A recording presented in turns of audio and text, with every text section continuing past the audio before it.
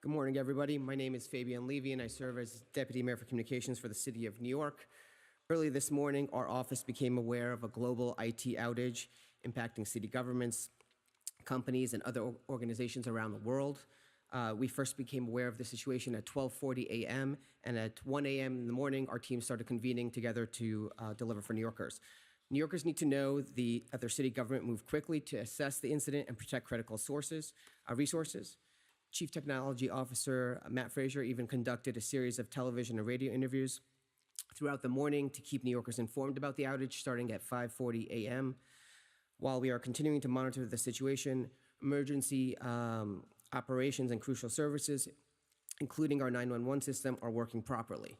To tell you more about the incident, we are joined this morning by Mayor Eric Adams, Chief of Staff Camille Joseph Warlick, Deputy Mayor for Public Safety Phil Banks, Deputy Mayor for Operations Mira Joshi, Deputy Mayor for Strategic Initiatives Anna Almanzar, New York City Chief Technology Officer Matt Frazier, New York City Fire Department Commissioner Laura Kavanaugh, New York City Health and Hospitals President and CEO Dr. Mitch Katz, New York City Department of Citywide Administrative Services Commissioner Louis Molina, New York City Department of Environmental Protection Commissioner Rit Agrawal, First Deputy Commissioner of New York City Emergency Management Christina Farrell, New York City Police Department Chief of Information Technology Ruben Beltran, New York City Department of Education Deputy Chancellor for Family and Community Engagement Melissa Aviles Ramos, MTA Authority Chair Jano Lieber, and Con Edison Director of Regional and Community Affairs Ruth Fosshold. So without further delay, I'll turn it over to Mayor Adams.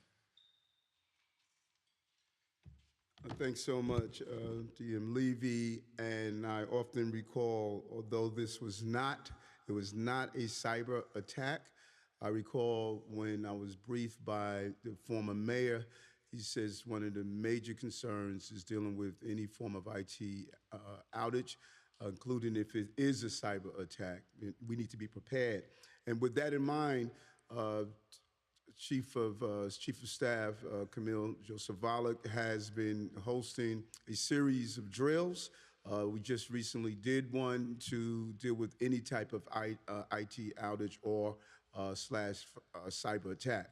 And so it was good to see how quickly the team coordinated. CTO Smalls, Frazier called me around little after midnight last night and gave me a preliminary briefing that what was taking place, and reached out to the other team members, and everything kicked in gear. And you see the results of that from not only the notifications he made this morning, but also the coming together of the team. The blueprint was already in place. All we had to do was to execute on it. And just want to thank all these city agencies as well as our partners in other agencies like the MTA. And we're here to update New Yorkers on this global IT outage involving CrowdStrike.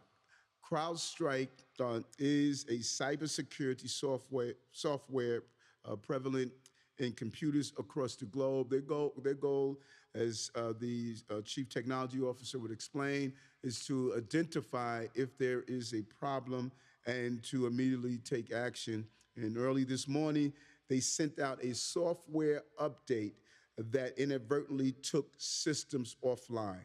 They sent out a software update that inadvertently took systems offline. This was not a cyber attack that was hit or cyber hit on our city infrastructure. Our city's IT and security teams, led by the Office of Technology and Innovation, have been working nonstop to troubleshoot problems and restore services. The CTO, Matt Frazier, has been directly in touch with CrowdStrike to get real-time updates and identify the fastest path to getting all systems up and running as quickly as possible. And I just really want to emphasize this was not a cyber attack. This was an update that took systems offline. And this is why the preparation is so important that the Chief of Staff is in charge of doing, to make sure that we can immediately respond if there is an IT disruption of this magnitude or if there is a cyber attack. We have to be prepared, and this is what the drills are for. There are no calls are being held or missed, and there is no backlog at the FDNY. And FDNY is reviewing to ensure this remains the case. We want to ensure New Yorkers that 9/11's call systems have not been impacted. Our infrastructure and emergency operations, they're all in place, and we're going to continue to do that. Life-saving complaints that come through 311 or city agencies are being prioritized. Traffic signals are working and are fully operational, as is the Staten Island Ferry.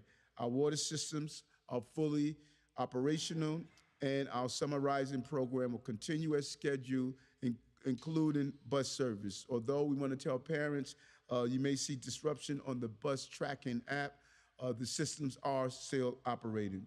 We expect to continue to see cascading effects of the outage throughout the day, but New York City Office of Technology will be doing everything possible to minimize potential service disruptions and restore service to all systems as soon as possible. Our city agency's IT department will be prioritizing this work today to get things back up and operating online based on the priority of those particular systems. We want to make sure New Yorkers are safe and they can rely on the city services they need. And this is a developing situation. We are assured by the coordination that's taking place from all the agencies involved, as well as the entities that are responsible, such as CrowdStrike, to make sure we can get this underhand without a minimum amount of interruptions in our city. Okay. Thank you, Mayor. Next, we'll hear from Chief Technology Officer and Commissioner of the Office of Technology and Innovation, Matt Frazier. So good morning, everyone. So to give everyone a brief detail in terms of what happened and how we responded, at approximately 12:20, between 12:20 and 12:30, we started to see impacts from systems across the city, manifesting in different places. And like usual, when you see something like this is one of the reasons why we have New York City Cyber Command and we have a citywide operations center, so we can detect these things as quickly as possible and dispel what's a threat versus what's not a threat. So as we started to see the symptoms manifest, we contacted our partners, both at Microsoft and CrowdStrike, and subsequently we got down to the root of the issue. The thing with technologies like this is, in order to be safe and be able to respond to threats that evolve in a continuous basis, you need tools that are capable of being updated in that way. As a result, a tool like CrowdStrike, which gets updated real time, when they push a patch, if that patch goes wrong, this is a perfect example of how bad that can be. So one patch goes out at about 12 o'clock a.m. Eastern time, and it's pushed between 12 and 1:30 a.m. Eastern time. And in that period of time, we had a number of workstations, a number of computers and servers that were impacted. After notifying CrowdStrike and working with them, by 1:30, they had stopped deploying that patch. And since then, we've been in a state where we haven't seen any additional machines impacted. We're now in a state where we're going through the recovery. Unfortunately, the recovery at this moment is a fairly manual process that requires physical touch to most of the machines. And we have a team of people that are working across the city in real time, trying to get things back up and running as quickly as possible. As the mayor said, most of our critical services, all of our life safety related services remain up and running. There's no impact to 911, no impact to 311, no impact to police, fire, or EMS, radio, or dispatch operations. Everything is running as expected. In addition to that, our operational technology networks and our SCADA networks, things that supply our water systems, things that operate our traffic lights, none of those systems are also impacted. Today is a good example of how some of the planning that we've done in advance helps protect the city and ensures continuity of our critical services. And as we've seen across the globe, this is not an issue that's limited just to New York City. We have everyone from the airlines to financial institutions that are experiencing the same challenges. The good news is that despite the challenge that appeared today, our most critical services remain up and running, and we have a pathway to recovery to bring everything else up. Thank you, Matt, and thank you for joining so many TV stations and radios this morning to keep New Yorkers informed. Next, we'll hear from MTA Chair Jano Lieber to hear about what's going on in the subways, trains, and buses.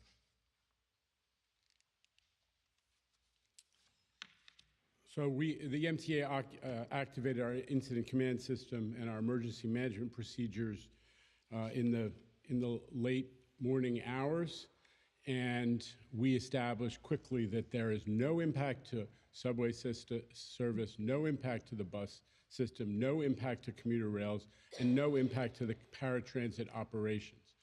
The impacts are limited so far that are customer facing are limited to one portion of our countdown clocks on the B division, which is the letter trains, are not operating. But as old New Yorkers know, the trains are coming. They're coming on regular schedules, and you can count on it. You just may not have the countdown clock available. Otherwise, the tolls are being collected. Bad news for some people, I know. But every single operating system is functioning. You may not have up-to-date information, just like the countdown clocks are not 100%. You may not have up-to-date information on exactly when commuter trains are arriving, but all of that is coming online, back online pretty promptly. And as I said, all of the customer-facing impacts have already been evaluated and mitigated, and all of our systems are running. I want to thank the mayor and the entire New York City team for their cooperation. I've also been in touch with the governor's team and briefed her on everything that's going on. Bottom line, the airline system may be in disarray, but New York City's public transit system is going full speed. Thank you, everybody. Thank you very much, Jenno. Next, we'll hear from Dr. Mitch Katz from H&H. Thank you. Good morning, everyone. Dr. Mitch Katz. I'm the CEO and president of New York City Health and Hospitals, and I'm happy to report that not only are all of our hospitals functional, but all of the hospitals across New York City are functional. Every hospital is required to have a plan and to practice what would happen if computer systems went down, because we deal with life and death and have to make instant decisions about prescribing a medicine, running a test. And so every hospital has to be able to run without computers. And some of us are even old enough to remember when everything ran without computers. So we know how to do it. There is a manual override for a process for when you have to not use the computer, you go to paper. But throughout the city, because most of the hospitals, including ours, use an electronic health record called Epic, which did not go down, overwhelmingly, all of the systems are running just as they should. Patients should keep their appointments. They might experience delays because some of the individual workstations have to be brought up manually, as you've heard. And so not all of them are brought up, so people should have a little bit extra patience with their doctor or nurse, but people should not neglect their care. The hospitals are all running fine and able to do their function. Thank you. Thank you, Dr. Katz. We'll take some on-topic questions now. About the system update and how it caused the problem the city's experiencing now, is it something in the software update, the patches you were talking about, or was it how it was implemented? Could you just give us a little more detail on how that things went awry there? Yeah, sure. So the way these technologies work is that there's a control file that gets deployed into the agent that runs on every computer and server. When that control file got deployed, part of the control file was corrupted. So when it went to execute and apply the update, the Windows system itself panicked, and which is what causes the blue screen that you see that says that they commonly refer to as the blue screen of death. So that update that went in, that came as a control file into the agent, is the thing that triggered the symptoms that we're seeing. That corrupt file was on the CrowdStrike end of things? That is correct. That is correct. So the way these agents work, because we have malicious actors that work 24/7 around the clock, there are new signatures that appear every day. These tools stay connected consistently so that as new updates come, they update so that our systems can be as safe as possible. Now, part of that means that those control files get updated sometimes multiple times a day, on a daily basis, weekly basis, so on and so forth. So as those files come in, it's normal to see that type of update. What's not normal is the code that was corrupted as part of it. types, you mentioned some workstations went down. What types of workstations, meaning is this, processing vouchers on an administrative level, for example? I'm not saying that's what happened, but what types of workstations went down? And is there some sort of bifurcation to ensure the critical services didn't go down, or was it just luck? No. So in this case, there's no luck. It's good planning and practice, which kept our emergency services and our lifeline services up. So the way that New York City controls its infrastructure, our most critical services, 911 related, 311 related, we isolate and keep it in a separate environment, and we control what updates get pushed into that segment of the environment to ensure that in a situation like this, when something happens, it doesn't take down our most critical systems. No automatic updating on those critical services. There's automatic updating, but it's controlled so that it only happens within certain periods of time. And we have a sandbox where we test those updates to ensure that when they get applied, if it impacts something that's in a test environment, not in a production environment. In the other cases, for the machines that have access out to the internet and the basic workstations that many people interact with, those are updated in more real time because the risks to those machines are much greater than the ones that are in the public safety side of the world. And what kind of workstations were those? What type of jobs will you see impact on? Yeah, so what I'd say is that there's going to be a myriad of impact, which we are currently assessing. And those workstations are in places like TLC, DOB. They're just regular computers that are out in most of the agencies. Yep. Just to clarify that complaints as they come in through either 311 or to the agencies are always prioritized. Those high prioritized complaints are being addressed. So even if there was a period of time when the workstation is down or there is a lack of interface because of the outage, we are manually going in and ensuring we have all of those priority complaints and they're being addressed across the city, especially with the first responder agencies.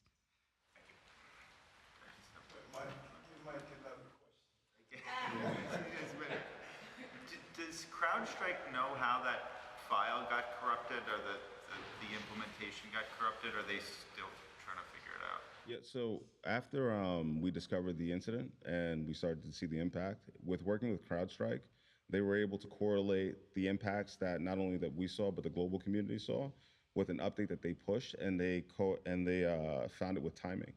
They aligned it with timing. Now, what they said was they tested the update in their test environment, and none of these symptoms manifested, but something happened somewhere in between where when they went to test it and they went to deploy it, something changed or something got corrupted, and which is why we see what we see right now.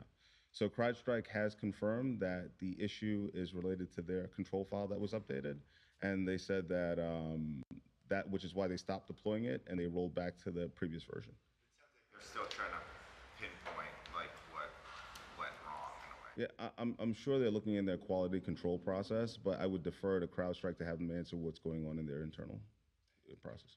Just to be clear, are there any impacts to fire or police services at all? No. So emergency services, meaning if you dial 911 or you call for support, there are no impacts to calls for support. 911 operations is working, dispatch operations are working, and emergency communication via radio are also working. And one more, as New Yorkers go about their day, is there anything that they can expect to see, any specific disruptions? I'm sorry, can you repeat that one? As New Yorkers go about their day, are they going to see any specific disruptions? So as we mentioned, the essential services and life safety related services are not impacted. However, there are other services that are in the city that may be impacted. So if you go in to file for a permit or you go in to request some other service, you go to pay a bill online like a water bill or a parking ticket, you might find yourself in a position where those services may be offline temporarily. But as I said, we're moving through and we have the pathway to recovery. And we're confident that soon we'll be back to a normal operating state for the services that may feel slightly impacted. Water bills are fine. Water bills, you can still pay your water bill. And when we have situations like that, we automatically go to what are the emergency services that impact New Yorkers on an everyday basis. I think, Chief Fraser actually explained it properly. When it comes to the FDNY and when it comes to the NYPD, there are some back issues that we're dealing with now that won't have the immediate impact on the day-to-day services. There's some arrest processing issues that's taking place that we're on top of. There's some camera issues that are affecting DOC, DEP, NYPD. The average, 99% of them won't be impacted by it, and we're pretty relatively confident that the impact that we will have will be cleared up before it does have an operational impact on, in fact, the everyday public. But we're looking on this. We're working on it now. While we're here meeting, the mayor has a whole team, all the agencies, they're all talking, coordinating together. So we're pretty confident, in fact, that we jumped on top of this. So as the mayor said earlier, I just want to reiterate, and the chief of staff, a series of meetings. So when this came up and we went into mode, this was something that we did, I think, 2 or 3 weeks ago. And it was almost like it was an exercise that we had kind of planned for. It came out impact, and that's why we're going to see minimal disruptions to New York City. And it was the team is working well. Mike. MTA related, which is why I wanted to get it in. Any sort of update on when the somewhat minor impacts, ETAs and whatnot, will be resolved by MTA? When are New Yorkers expecting those? It's all related to the same technological issues that the Chief Technology Officer outlined in detail. We're anticipating, CrowdStrike and Microsoft get their resolution. It'll translate through pretty quickly. But in the meantime, New Yorkers, know where to go. Regular bus service, regular subway service, regular commuter rail on schedule. We're keeping to that, and they can count on the service being provided.